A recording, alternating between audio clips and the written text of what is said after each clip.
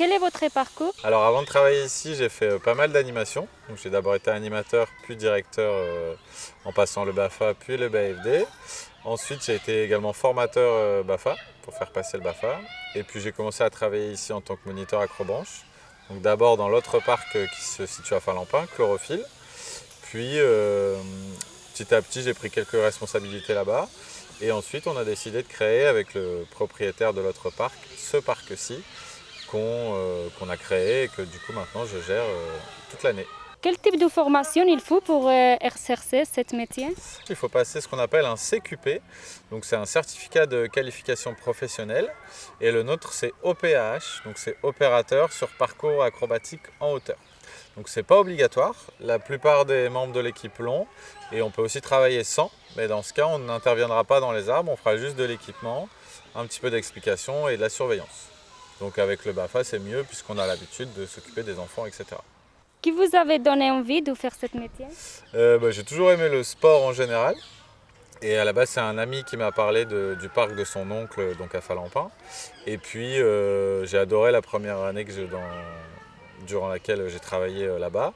Et donc, ça m'a donné envie d'en travailler un petit peu plus longtemps l'année suivante, puis un petit peu plus longtemps l'année d'après. Et puis, j'ai fini par en faire mon métier sur toute l'année. Et quelles sont les qualités qu'il faut pour devenir ce métier? Alors, pour travailler ici, il faut, comme vous l'imaginez, on accueille beaucoup d'enfants, donc forcément un petit peu de patience, être capable d'être à l'écoute, de les encourager sans être désagréable avec eux, évidemment être souriant, aimable, poli, évidemment, ponctuel aussi, parce que c'est un métier où si on n'est pas là à l'heure, les clients nous attendent. Donc forcément, il faut toujours être à l'heure.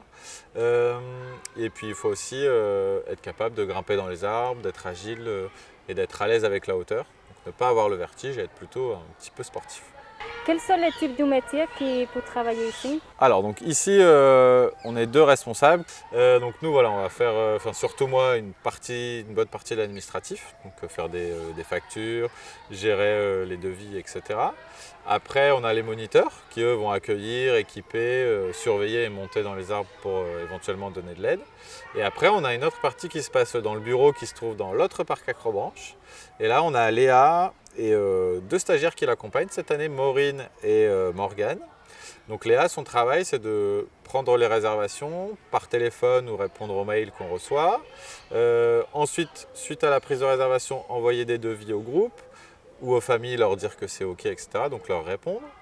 Et ensuite, organiser le planning pour que tout ça se passe bien quand nous, on est ici et qu'on accueille les clients. Une autre partie de leur travail, c'est aussi la communication.